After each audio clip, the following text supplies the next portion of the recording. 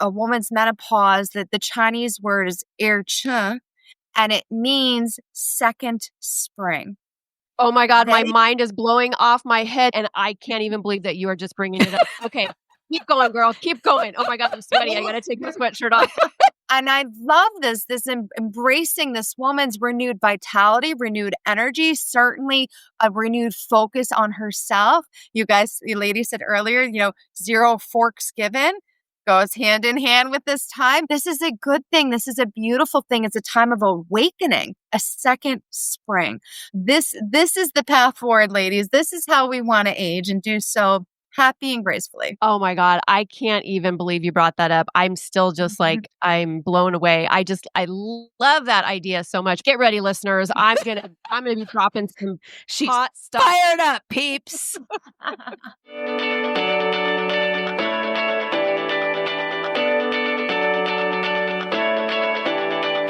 Welcome to Drinks with the Girls. Conversations for women over 40 around connection, change, and the power of female friendship. Living well with stories to tell.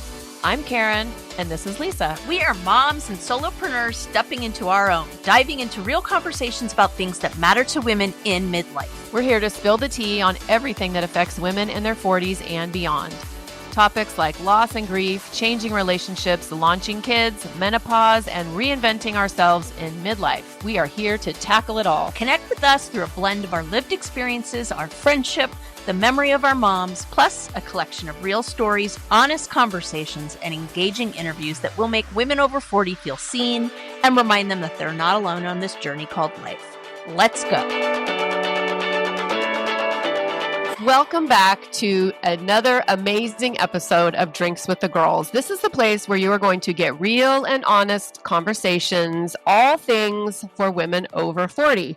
And we always start by asking, what are you drinking? So Lisa, what is in your glass tonight? So I'm kind of feeling like what's in my glass tonight should not be in my glass tonight. After the day I've had, it feels super lightweight, but being as it may, I am drinking a Polar Seltzer Georgia Peach. And I asked my husband to grab it for me because one of my thieving children stole the drink that I had selected for this evening. So I'm kind of mad at them. Karen, what are you drinking, my dear? And I forgot to say, I am Karen, and this is my gorgeous co-host, Lisa, and we are the hostesses du jour of Drinks with the Girls. Like I said, upgrade on the drink, maybe. All right. I am drinking, winter decided to show up today in Southern California. So whatever. What is it, 75? No, it's actually been like maybe 59 and drizzly all day. I've been in sweats all day. It's been glorious. My God, hell is freezing. I am drinking a hot Earl Grey tea. Aw. Look at you all cute pretending it's cold. I love it. It is cold. Girl, our guest lives in New Hampshire, so I'm going to bet she has some feelings about that. Review. So our guest is the wonderful Naomi Major. We have been just so excited about this episode, and I'm going to let her introduce herself and tell what is her magic superpower that she's going to help us with today. But first, I'm going to ask her to talk about what she's drinking. So Naomi, what are you drinking, dear? Hey, ladies. Thanks so much for having me. So I am drinking my nightly ritual every night before I go to bed. I have a nighttime tea, like a valerian or a chamomile, and then I put in a big old fat scoop of magnesium, specifically magnesium glycinate. It's a powder. It tastes really good. Feels like a nighttime treat. Helps me go to sleep, and it restores my health. And that's the whole thing that we want to talk about today. It's particularly good for hormones. So this is it every night. So you were the second guest that's pimped on the magnesium. So I think I need to start adding that in. Clearly I'm missing the train here. So have you noticed that several of our guests also have their nighttime ritual? I know. Whatever it is. Yeah. Yeah. So so our anniversary is coming up, listeners. Believe it or not, we're a little in awe. And one of the things we've decided to do is review everything, but also review our commitments to you all. So that should be interesting when the accountability piece is shared, because that was one of the things we talked about in our sleep episode was have a nightly ritual. So I've been failing miserably at that, but I digress. So Naomi is, like I said, many talented and magical. Specifically, she is here to talk to us about hormones. And as I said to her earlier, this is an episode we've been wanting to do for a long time, but we really were waiting to find just the perfect guest because we love our listeners. And I am super excited because I think she is. So, Naomi, talk to us about what you do, introduce yourself a little bit, and yeah, let's go for it. Sure. Yeah, so my background is medical laboratory science. I got to work in a hospital type laboratory setting for over a decade. I specialize in all sorts of clinical chemistry, specifically microbiology for many years. So I've always had a love of science and, understanding and analyzing lab data, the nerd side of me. A few years into that, I started building a health and wellness business. Really got a passion for living an anti-inflammatory, clean life. And so that was great. And as time went on, it opened up an opportunity.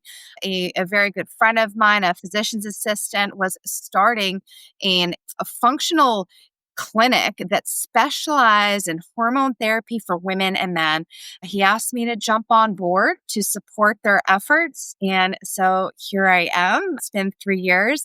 It's been incredible. I run operations for the company, and I'm also directly involved in hormone optimization, which means that I really come alongside men and women, but in particular, my women, my population there, because as we know, there's such a lack of information around hormone imbalance and hormone therapy. And so it's been incredibly rewarding. There's so much work to do. So that's why when I do get invited to chat on podcasts, I say yes, because I feel responsible to let women know that they have options in treatment. So yeah, so thanks for having me. I think that's going to be one of the best parts of this episode because it's like trying to lift up boulders to find information about hormones, what's going on at this stage. So I am so excited. It's for me, a long awaited episode. And it's really for all of us who have ever felt confused or overwhelmed or just plain exhausted by the changes that come with perimenopause and menopause, and also what we can do about it. So we're going to talk all things hormones, and so glad that we have Naomi here to help us guide the way. So let's just jump right in. So Naomi, for the listener out there who is hearing a lot about hormones, maybe HRT, but isn't quite sure what it all means, whether it's for her, what to even do about her hormones, how can you best explain it? Good question, Karen. First of all, I have to say that I love what I see taking place on social media airwaves. I see that women are having these conversations. They're getting brave, they're getting bold, and the information's getting out there. But before I talk about hormone replacement therapy, which is a quite safe and effective treatment for women that are suffering from hormone imbalance, I think it's helpful to understand what even hormone imbalance is and why a woman would consider hormone therapy and maybe even what time of her life she would do that. In clinical practice, what I've seen is that women in their mid 30s and beyond they're struggling. Some of the first symptoms that you can see of whether it's perimenopause or just general hormone imbalance is she's fatigued. She doesn't have energy. There's blood sugar instability, certainly chronically stressed out. There might even be an onset of inflammation and in some cases autoimmune conditions. And this really can start to flare up in a woman. She can't lose weight. And so what I see is the first type of hormone imbalance that women actually encounter has not so much to do with a drop in their sex hormones. That's estrogen, progesterone, testosterone. That will come. But before that, what I see is an imbalance in cortisol and insulin levels. And so women, we are chronically stressed. Even if we are quote unquote safe at home in our environment, if you get a bad email, if a news headline that comes on that's negative, the body perceives that as stress. It does not know the difference of whether or not a tiger is jumping out at you or it was a bad news headline. The body perceives it the same. And so these chronic kind of stress hormones that we are dealing with in the case of elevated cortisol leads to elevated blood sugar states. And so I see this prone to women start to lose the ability to be insulin sensitive. And this makes them miserable. So even before we go on to estrogen and progesterone, especially in the mid 30s, early 40s, this is a conversation that you need to start at. And I'm very happy to say there's so many targeted lifestyle strategies that can support a woman through this phase. But when she is ready, I believe testosterone therapy, and what we see is testosterone therapy can be a fantastic first line HRT, hormone replacement therapy, for a woman. And I can go into that in a little bit, why I believe that. And then as perimenopause continues, progesterone be very beneficial for a woman for her sleeping, for mood, for PMDD, which is a severe form of PMS.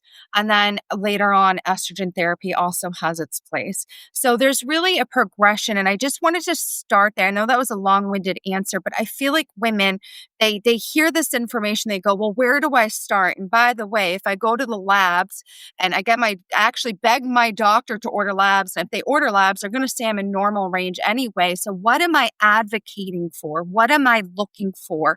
And I think that is a helpful part of the discussion to start with. It's interesting because I agree with what you have to say so much. And we talked a little bit about this on our menopause episode. And it basically, the riff was essentially, this was not something that anybody talked about when we were growing up. This is not a conversation that our mothers were real forthcoming about, right? And we feel like our generation is finally calling bullshit on this. And just this idea that, well, menopause is suffering and too bad, life sucks now, suck it up, right? And women, I think in our generation are just like, nope, right? And they're really calling it out. And I'm seeing it on social media everywhere. Testosterone therapy is definitely something I want to ask you about. I've been seeing that around in a lot of places. I will say, spoiler alert, I have a close male family member that has been diagnosed with a redonkulously massive deficiency in testosterone, which I want to pick your brain about if we have time later. But let's start with our girls. Let's start about how this affects midlife women, because that's why we're here. So tell me more about testosterone therapy. Why would a woman want to utilize that? Yeah, good question. So first of all, this is what we know. We know that men have 50% less testosterone than their grandfathers did. 50% less. Holy moly. We know that up to 65% of men have low testosterone.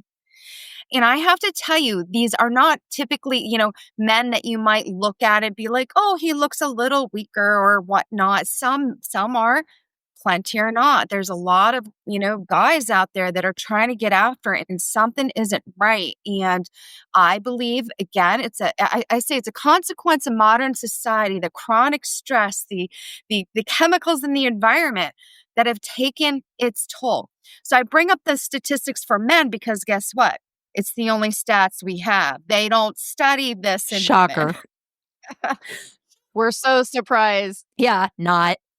Well, I'm really glad that you said that. And I'm not going to hijack the conversation. It's my husband. I know he'd be okay with me talking about this, but in his particular case, it was connected to depression and some mental stuff. And nobody bothered to look at that for the longest time, and was doing all sorts of different treatments. And his doctor that we have is an integrative physician that we finally went to, and he was the first one that was like, this is crazy. And it's like unchartable, his level of testosterone.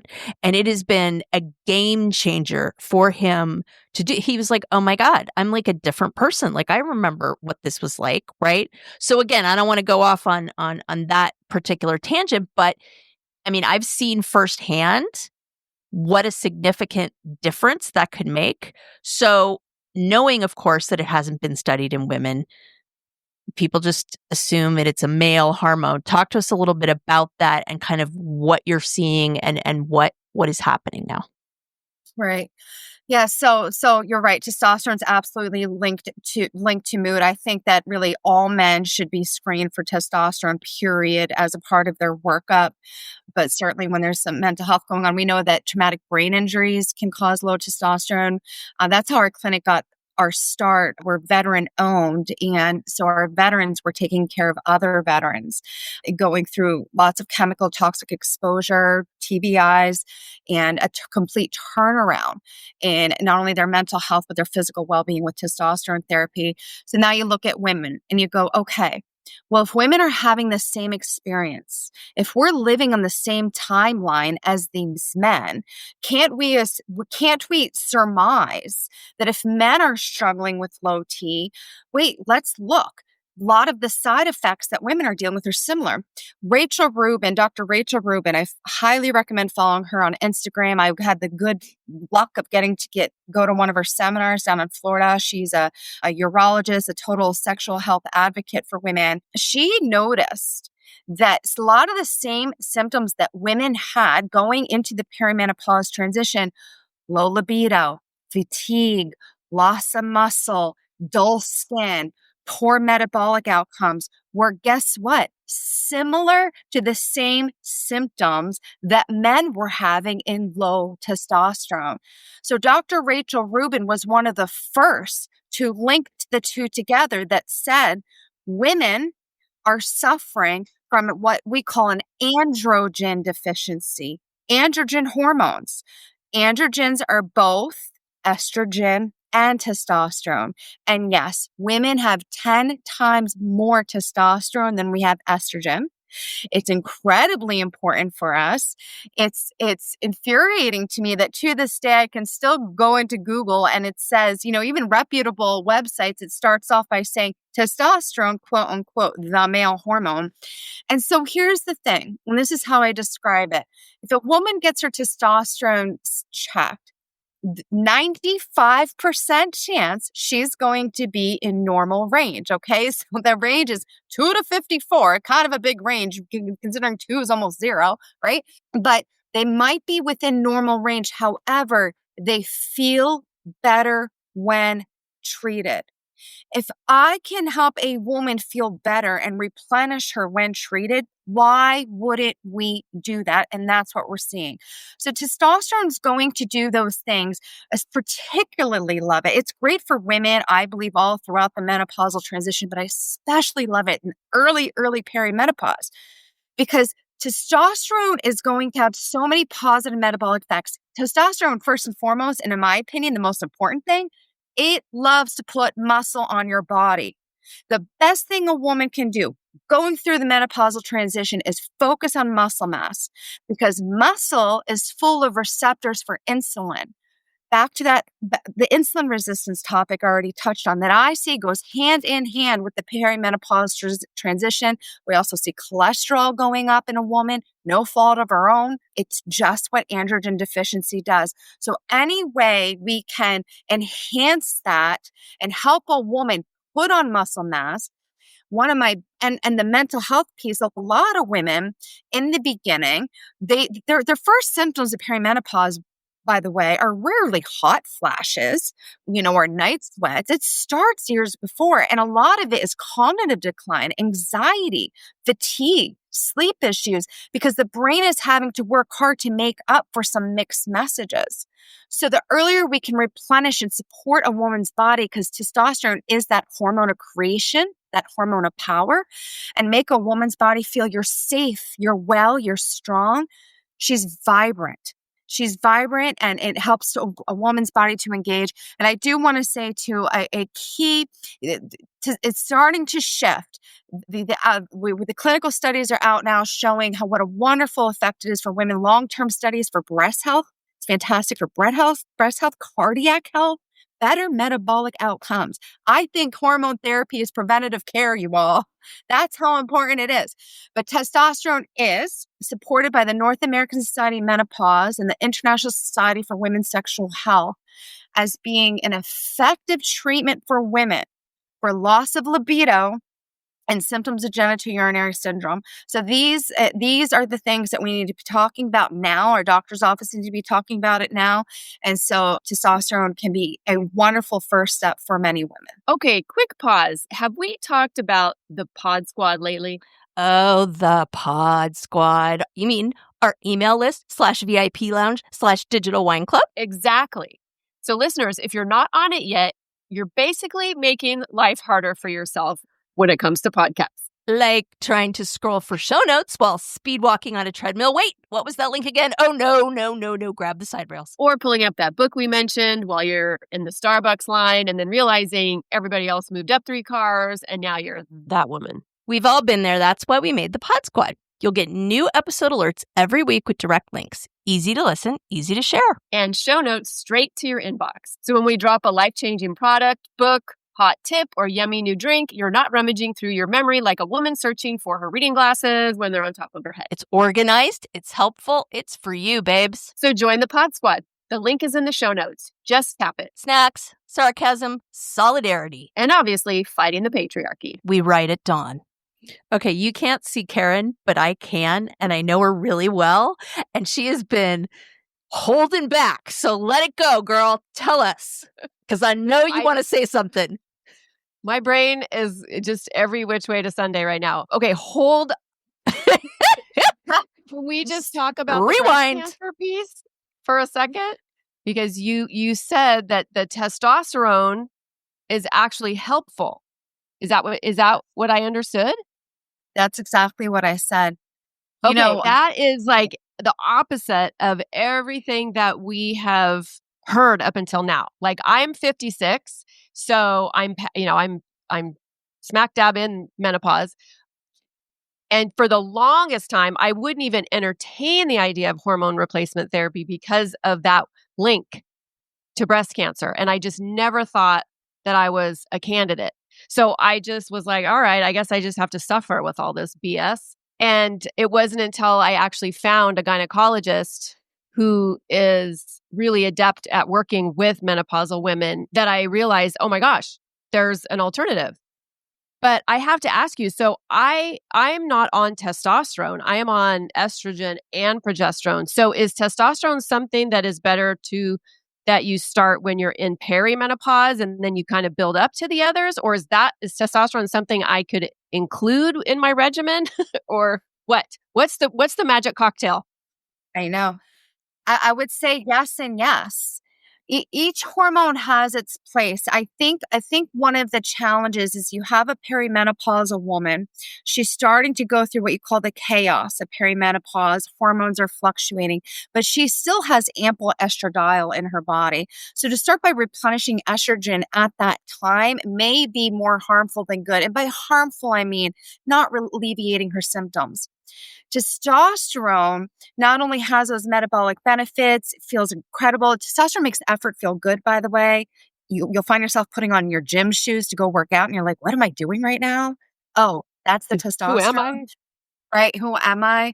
But testosterone also modulates the hormone called FSH, follicle stimulating hormone. That hormone skyrockets during menopause and really can wreak a lot of havoc on a woman's body. Testosterone makes that response less drastic. It smooths out the transition. So, Karen, would I advocate for a woman early in perimenopause to be on testosterone, particularly with symptoms that we've discussed? 100%. 80% of women will respond favorably. 20% maybe just does not have an effect on them. But you'll know within 3 months. In my experience, I've seen that. Can be absolutely wonderful. Now, let's fast forward to a woman in menopause. Should she start testosterone? Again, these are nuanced. We have to talk about, look at the labs and look at the symptoms. But I would say, in general, I would make the case for yes. Why? Because we know that when we replenish testosterone, we have better outcomes. I mentioned breast health. How about the big one? Bone density.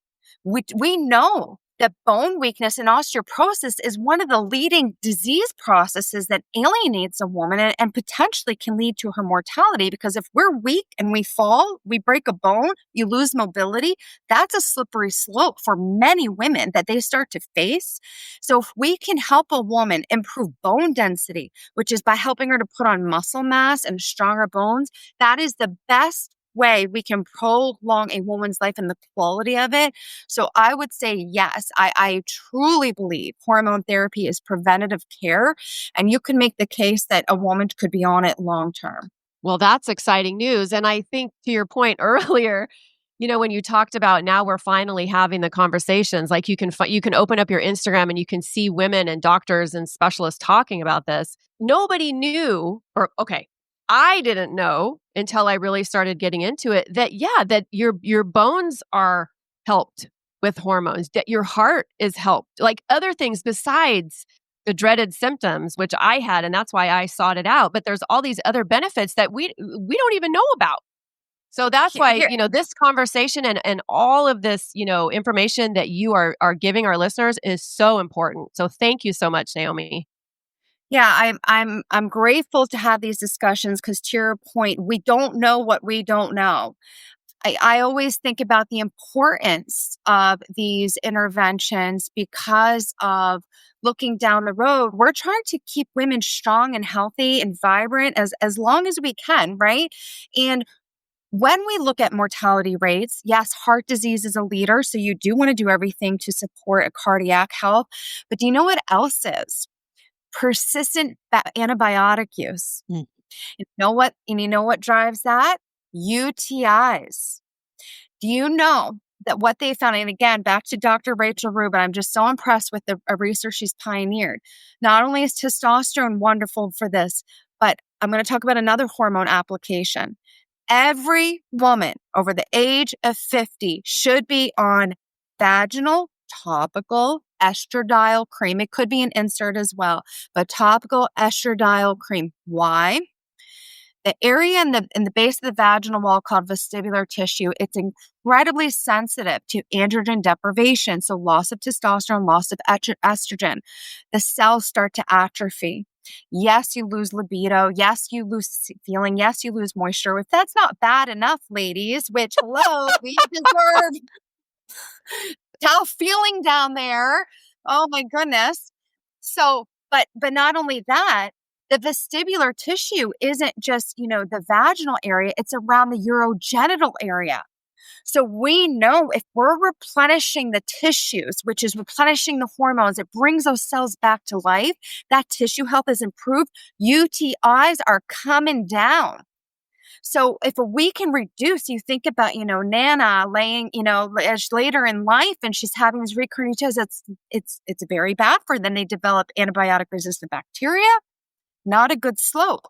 So if you can avoid that by replenishing that area with a safe, topical, non-systemic estrogen therapy, we should be doing it. Again, preventative care, it should be a part of every woman's care plan, 50 and beyond, if not younger. Holy crap. Like I'm just My trying mind to, is exploding. I know. I'm trying to process all of this and kind of figure out what should go next. I mean, it's interesting because for me, I kind of entered this through the back door because I have polycystic ovarian syndrome. And so for me, I kind of figured this out when I was having my children, and we got pregnant very easily with my son, but my daughter was a whole other story. And so I was really kind of on the insulin conversation, like way before menopause. And so for me, they put me on progesterone, and that has helped. One of the things that I've fought with doctors for years is my thyroid. And I kept saying, it's my thyroid, my thyroid. Please test my thyroid. Oh, you're within normal range, right? So this was the first doctor I've been to that was like, you could use a little help. And I am telling you, I'm on a very, very low dose, but it has been life-changing for me to do that. Now, interestingly enough, I've asked about testosterone because I have some friends that are on it. And my current doctor didn't think that my levels were low enough, but you're making me think I maybe need to. I love my doctor, but I'm kind of thinking maybe I need a little bit of a second opinion here because dang. So I think PCOS, I'm glad you brought that up. It's probably the most common, I guess you could say, gynecological hormone imbalance that's diagnoses. And, yes, often an ultrasound shows, multiple cysts on ovaries, an increase in, hair growth. Certainly, we can even see androgen increase higher than normal testosterone at baseline as their natural state. And then, as you mentioned, an insulin resistance issue or prone to insulin resistance. So what we do at our clinic is we definitely address the metabolic piece of it. Help a woman. How do you utilize glucose more efficiently? What does that mean? Sometimes testosterone is great for that woman. It works well for her. And sometimes it might not be indicated. But in most cases, our PCOS gals are able to be well treated through looking at measures to balance the insulin. And also, I love progesterone too. Progesterone is very soothing, wonderful. So I'm a huge advocate of progesterone therapy for women as well. So, Naomi, can we circle back to the breast cancer piece a bit? Can you help our listeners and myself feel a little more at ease? Because, like I said, all I ever heard was that there was a link between taking estrogen and an increased breast cancer risk. And if you had breast cancer in your history, your family history, like I do, you were definitely not a candidate. So it's not until recently that I've been seeing people talking about this and kind of that it was all kind of bullshit and just based on one big study, but they've kind of disputed it. But can you give an educated explanation? Because I certainly can't. Break it down.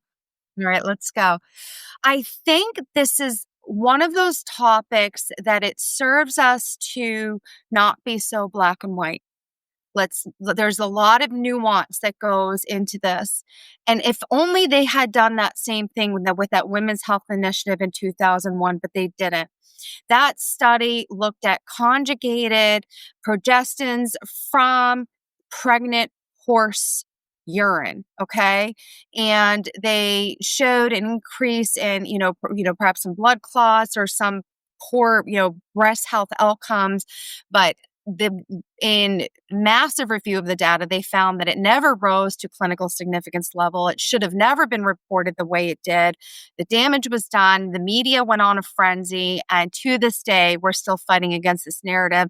And since then, we've had many studies to pretty much debunk it. But unfortunately, massive damage was done and women lost access to life-affirming bioidentical hormone therapy. Not to mention the fact, if I can just hop in here, that the amount of animal abuse that was perpetuated by that increase in the market was, it was just vile. Like what they did and what happened to the mares that were involved in producing that and the foals that were involved that were just like excess. So I won't even go there, but it was a travesty on all levels. So when you look at testosterone therapy for your average female population, we know that women who supplement with testosterone therapy do well. And in fact, in just January of this year, we had another 15-year cohort study that just reported that there are better outcomes in women with breast health for those that replenish testosterone. Hard stop, period. Then we look at the population of women who may have a history of breast cancer or actually have a history of breast cancer. Breast cancer is obviously it's a difficult one to manage because in many cases it's an estrogen-fed cancer. I want to be clear. It's not that estrogen therapy or testosterone therapy causes cancer. It's that the estrogen could potentially feed cancer that's pre-existing. That's a big difference there, okay? So if you have active ongoing breast cancer, no, you are not a candidate for hormone therapy. However, if you are in remission, that cancer's been removed, there are more and more providers that are now looking at this and saying, wait a second, let's take a step back. Where are we at for quality of life? If to tell a woman now, if she's had a mastectomy and, she's mid-30s, mid-40s, early 50s, and she's gone through the chaos of breast cancer, and now she has to live the rest of her life androgen deficient, she takes an estrogen blocker for the rest of her life.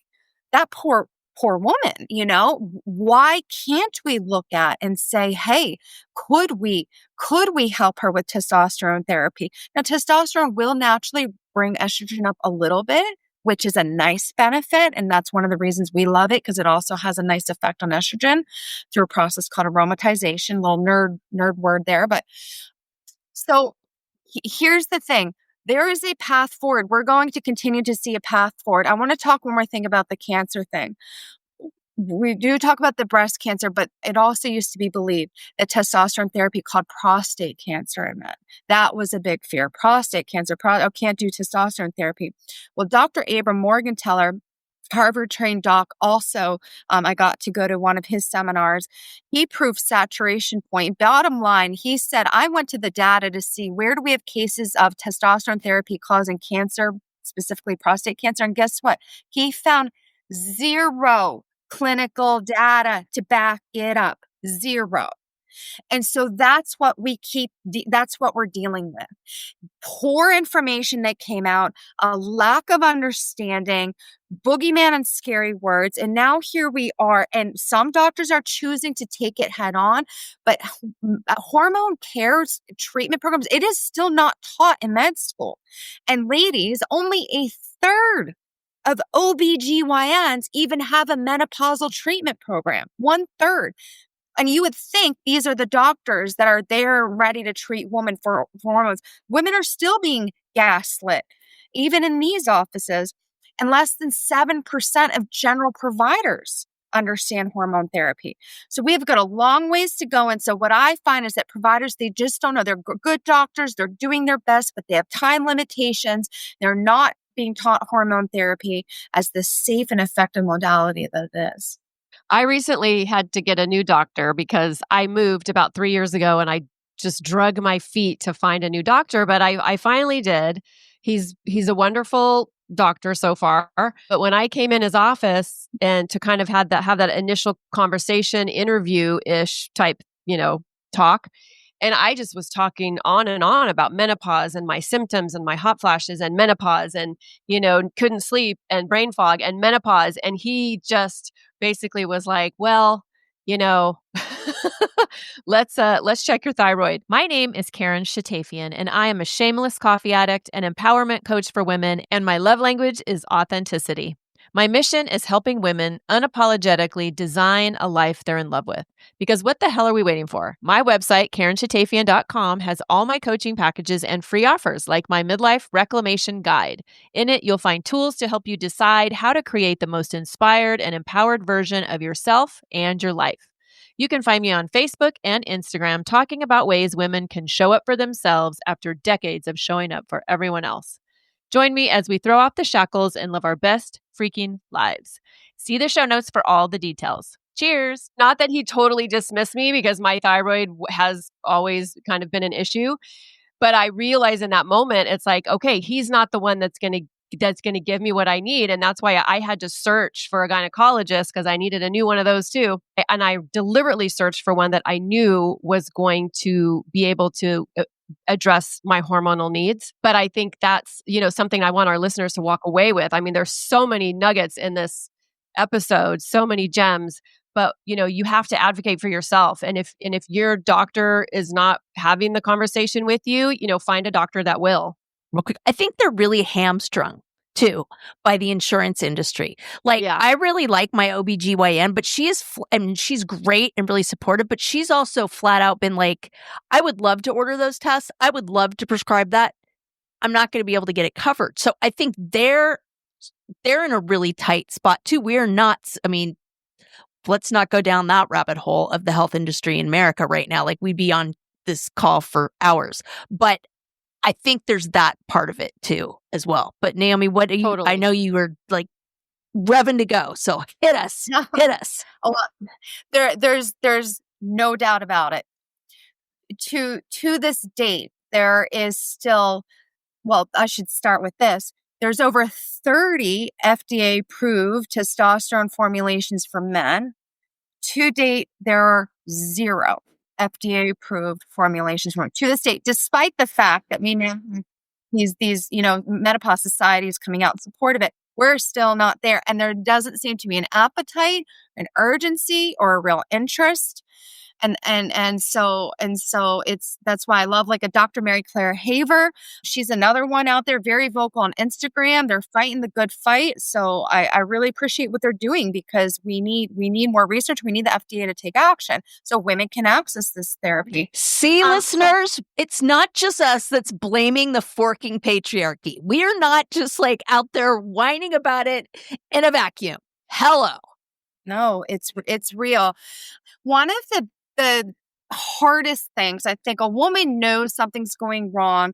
She finally feels brave enough to bring up the topic, but then the words fall out of her mouth and she's in the doctor's office. She says a couple of words. She feels silly because she doesn't really know hormones herself, but she knows something's wrong.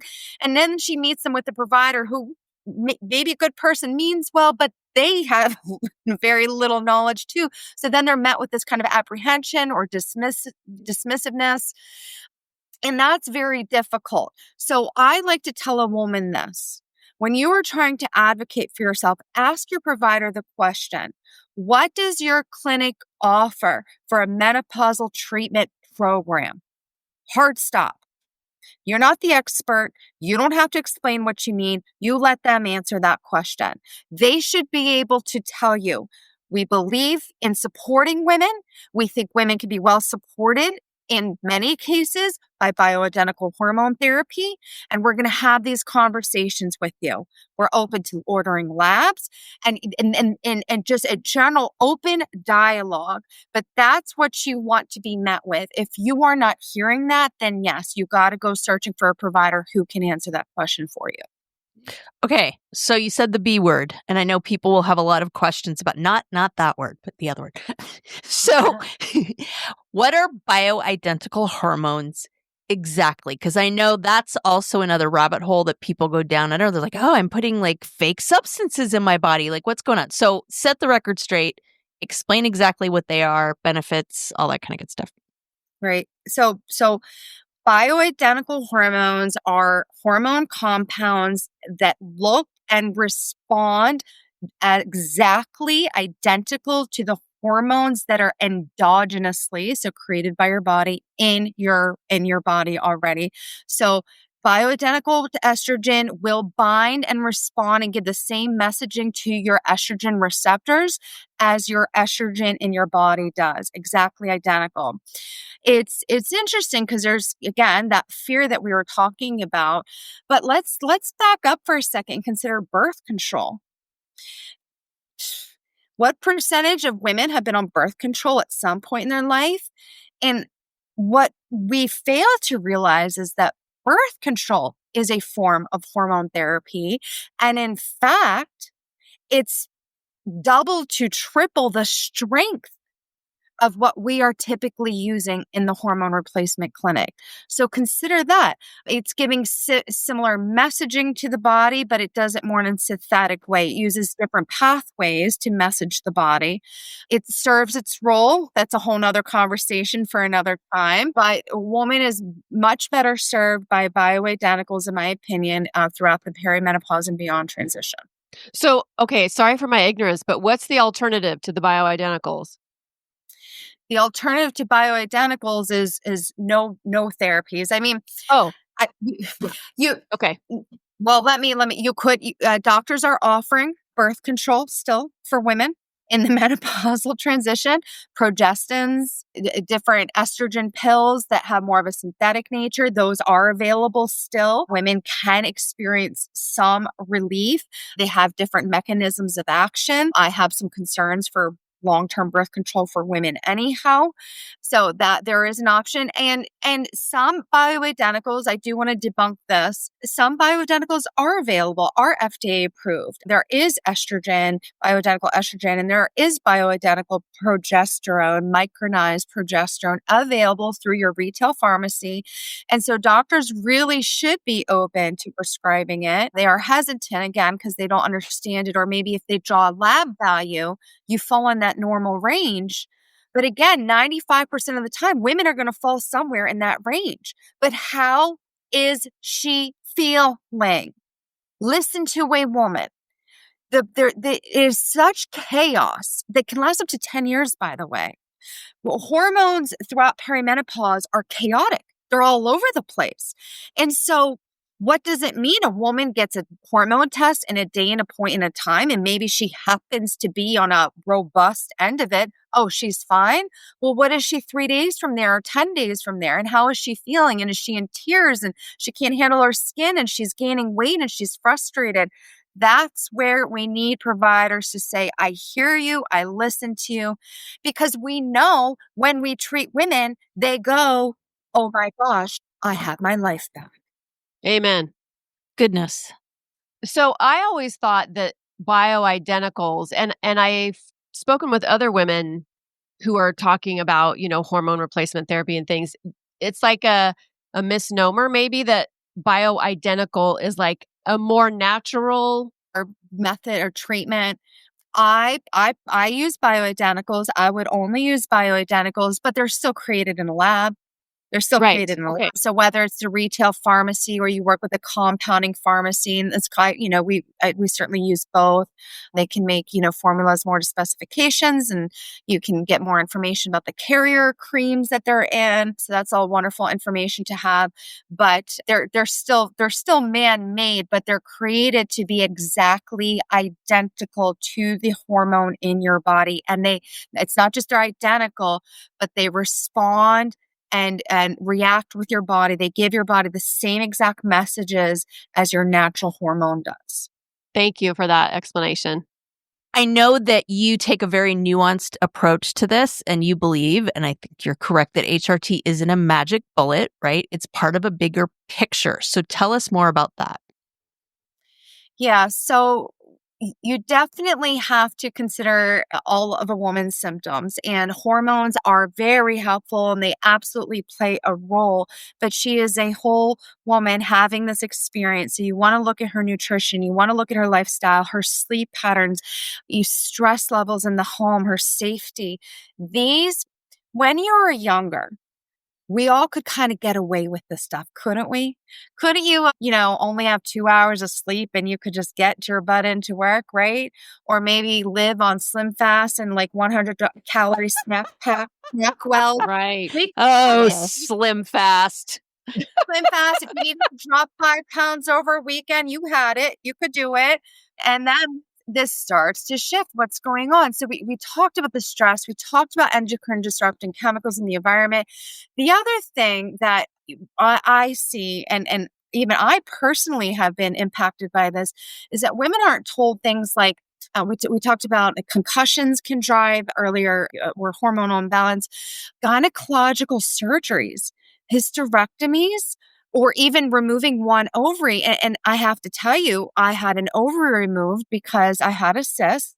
And my surgeon at the time, this is about 8 years ago, said to me, no worries, you're going to have one ovary left. You will be just fine. You'll have all the hormone you need. Well, guess what? It was absolutely not true. By removing one of my ovaries, I've reduced my viable egg supply by half. My egg supply is literally what's warding off menopause. And so I have found myself in young 40s in full-blown perimenopause. Now, I'm still in a normal range, but for me, it felt, because my mother she was 50 when she went into a menopause. And so it's generally, you can look at, hey, when did my mother go through this, as a general guideline of when you may.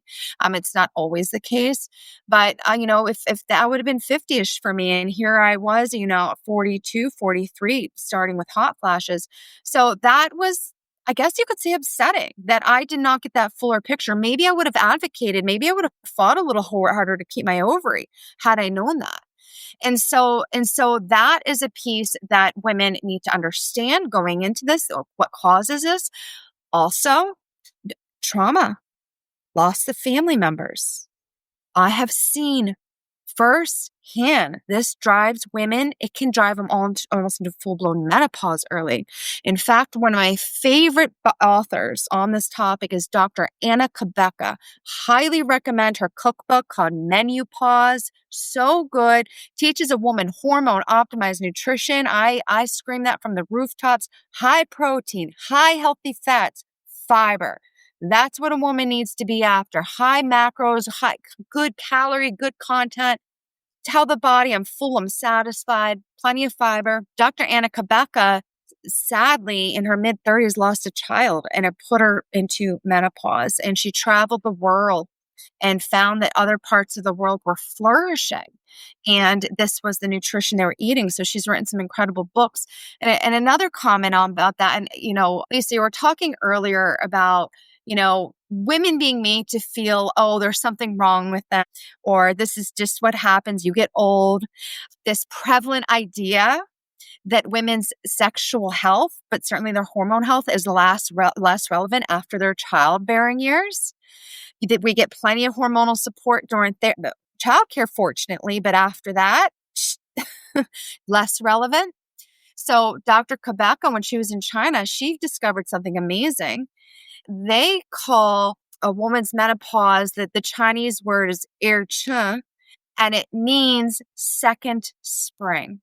Oh my God, my mind is blowing off my head, Naomi. I am so sorry to interrupt you. Please. I literally just learned this, and I literally have just created a coaching program about this term because it is fucking amazing. And I can't even believe that you are just bringing it up. Okay, keep going, girl. Keep going. Oh my God, I'm sweaty. I got to take my sweatshirt off.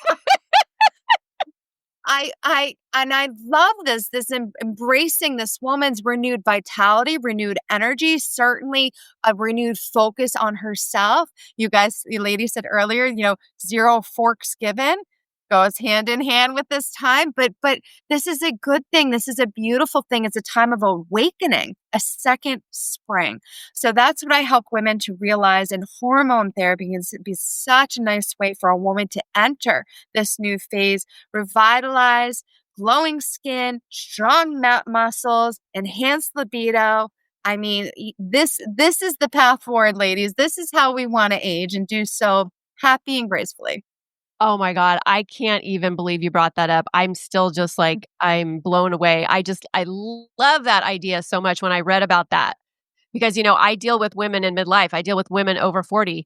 And we won't go down any more rabbit holes, but this is a very exciting way to reframe menopause, to reframe midlife, because, we get told from so many different areas in society, that once we hit a certain age, we're kind of all washed up. It's kind of over for us. That's it. We're supposed to just, fade into the background now. And I'm like, fuck that. And so I think the second spring, not only is it like biologically a thing, but it's also emotionally and socially and mentally a thing. And this is, get ready, listeners. I'm gonna be dropping some hot stuff. Fired up, peeps. Well, again, we go back to, okay, so men have 30 testosterone formulations. How many blue pills do they have, right? If a man was testosterone deficient, like truly deficient, he would not have a problem finding a doctor to replenish that. But here we have women that are walking around completely androgen deficient, and we're having to beg and plead for hormone replenishment. So it's infuriating, but it's changing. It's changing now, and women are demanding better care. And not only that, now we have the data to back it up and say, this is good, this is safe, this is beneficial for a woman. So I really think it's an exciting time. We're still on the beginning side, the beginning cusp of this era, but I'm ready to usher it in with you, ladies. Hey there, I'm Lisa Corachella McDowell, your midlife Pacific Northwest princess, here to guide you in the art of next leveling your life. I'm passionate about women's health and wellness in midlife, especially for moms parenting kids with unique needs like I do. I truly believe we can learn, grow, advocate, and care for the planet while taking care of ourselves and our families, and I'd love to help you do the same. Plus, I'm beyond excited to announce the launch of my new membership, the Empowered Parent Collective, this March. It's a space for parents to confidently advocate for their kids, build inclusive communities, educate themselves, and find balance and support along the way. To find out more about the Empowered Parent Collective, my classes, wellness offerings, parenting tips, advocacy resources, and exclusive Drinks with the Girls goodies, head to nextlevellifewithlisa.com. Let's survive and thrive in the messy middle together. Cheers. And I mean, back to what I said earlier, which I firmly believe, I just feel like we are the first generation that was like, bullshit, right? Like, no, like I am not there's nothing more Gen X than that. Right? It's just like, why do I have to accept this and like crawl off and like Karen always knows this because I crochet. It's like bake cookies and knit. I'll crochet, bake cookies and knit, right? Like, why is that like the only option that's available to me? And I know, the people that I am close to are totally down with having this conversation. And I feel like that's what it's taken to push fucking patriarchy to do this research and greenlight it and just, women are not just men, but a little different. Like that's Well, and think about it. It's half the population hello for a third of our lives. In the past, it's just been like, okay, like, oh, sorry. Like you said, Lisa, this is how it is. You just have to suffer. There's no relief. We're not going to look into it. And by the way, we're spending all this money on a dude's hard on. Like, come on. And it's a joke, right? Oh, it's the time. Like, oh, it's hot flashes. It's like, and that's kind of all it's distilled into is like hot flashes. I know Karen hates when I say this, but I'm in full-blown menopause. I don't have hot flashes. I get cold, right? So, but just this point that like, that's all it's worth is just like a joke on a sitcom, when that's just like barely scratching the surface of like what we're dealing with. And, Dr. Mary Claire Haver says that menopause is a natural process. As you said, Karen, like all women are going to go through it, right? It's a natural process, but it doesn't mean it's not harmful. It can be harmful to a woman's body. Some women go through it, they're okay. Some women suffer terribly. In all cases, again, I could make the case that it is preventative care, and I think all women should be offered at least treatment for preventative. Let's keep those bones strong. Let's keep that muscle mass on there. Let's keep vaginal atrophy away. Let's keep your UTI health, intact, or I should say urogenital health intact. Sounds pretty good. Cognitive health, let's work on that. Like, why wouldn't we? Just because it's a natural process doesn't mean it can't be harmful. And so we really should be giving women, first of all, the voice, the ear to listen to them, and then the options to choose treatment. Childbirth is a natural freaking process. And let me tell you, my body is not the same as it was before I birthed those two children. They left their mark on the way out. So, hello. It's also harmful for the people in our lives because I've never wanted to kill people more than I did before I got my hormones in check. So you bring up a good point that I wanted to touch on. So at our clinic, we specialize in testosterone therapy for women and men. We definitely use other hormones as well, progesterone and estrogen as needed. But one of the things we really focus on is testosterone therapy for couples. We have many couples that have joined our clinic because of what it's doing for their sex lives and their relationships. Truly, yes, it has sexual manifestations, but if each individual partner can feel better in their own skin, better in their own bodies. I have women tell me I can be touched again. I couldn't handle, my skin was crawling, but now I'm open, I'm receptive. You have men that are feeling back and engaged in their bodies. They, maybe they were having confidence issues before because they're run down, and men are working hard and maybe they're not performing as much as they would like to. And now you can enhance them and help them and even give them that psychological boost. Most of the times ED is psychological, by the way, but that's a whole nother thing. But if testosterone, so it has those two pieces, it actually will restore and improve a guy's vasculature and sexual function, but also psychologically, it's going to help him. It's going to help him to feel better and give the energy. So we call it the new couples therapy. Couples are reconnecting. They're coming together. I get these messages all the time. This is good. This is wonderful. I feel like you are saving midlife relationships and marriages. No joke. No, I'm not laughing because you're wrong. I'm laughing because you're right. Yes. You have to have a conversation, right? You have to talk about this with your partner. So it's opening up those lines of vulnerability, rawness, truth and connection amongst couples. And then, and then it's like, okay, here's this problem we're going to work on together. So we both can improve our lives, improve our sex life, improve our connect, whatever. Oh my gosh, Naomi, that's incredible. I honestly feel like that is saving relationships. And we feel like it is, and we're seeing that play out to get people to re-engage and connect with one another. It's such an amazing thing, and yeah, have better metabolic health while they're at it, and look hotter in the summer. My God, Win-win. what's the downside? Let me think about that for 5 seconds. The downside. Well, let me talk about that for a second. 'Cause Okay, I've talked that's about fair. not just therapy, and I think it is because as much as women are excited about these conversations, I often do hear, "Is it going to turn me into a man?" Right? Like, It's you fair. might have It's a thought fair question. it's a fair question. So that's called virilization. And I guess you could say in general, the clinical data shows us that women who are on testosterone therapy, in general, about 5% of women might experience some level of virilization. That could be a little extra facial hair, a slight change of voice, or an enlargement of clitoris. Now, I just gave you the worst of the worst, ladies. I have not seen the last two symptoms. I haven't seen it once manifest. I have had a couple of ladies say, "Oh, I got a couple little extra chin hairs." I say, "I'm Italian. Welcome to my life. Grab some tweezers." I was just going to Hey, say, we're like, plucking them hello. anyway. What's a few more? Yeah. What's a few more? The other piece too is virilization typically starts around a value of 300 and beyond. When we're treating women, there's maybe 100, they get up to 100. They're, between 50 to 100. So we're talking about a huge difference. We like to utilize a low dose cream.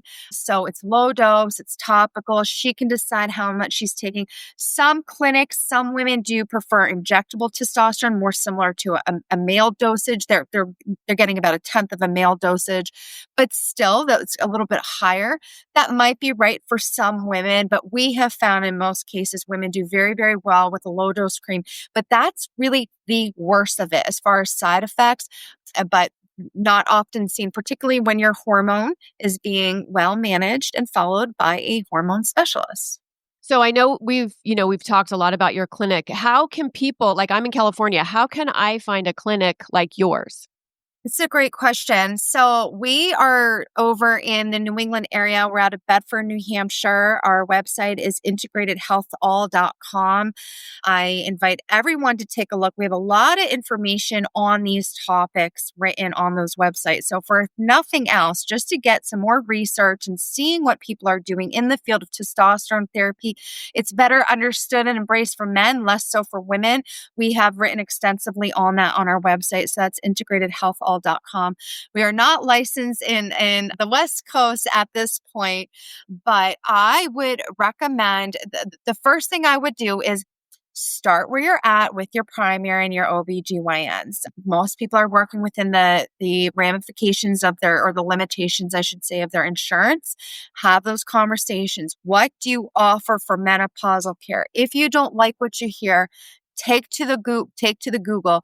Good clinics are utilizing search engine optimization. They are putting their message out there. You should look hormone therapy, menopausal treatment program, perimenopausal treatment program. These sorts of search terms there are people out there having these discussions, and start there. So your therapies are not covered by insurance. We're a direct pay, and we find, Lisa was touched on that earlier, that we are able to treat our clients as we see fit, as appropriate with them, right? We set up an appropriate treatment course. If we had to go through insurance, we would be beholden to their dictates. And we think that's poor patient care. We do many of the bioidentical hormones can be paid for by insurance. So we route our clients that way.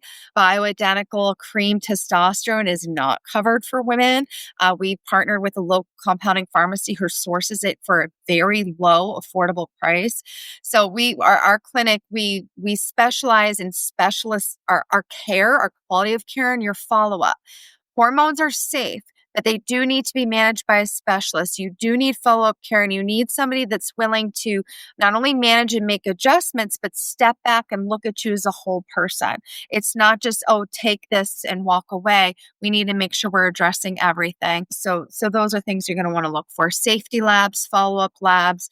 We offer hormone optimization in our clinic. Again, that's looking at insulin-resistant diet, nutrition. We even utilize some other therapies like peptides and GLP-1 therapies that are appropriate. It can be super beneficial to the perimenopausal woman. So yeah, there's a lot of good stuff going on.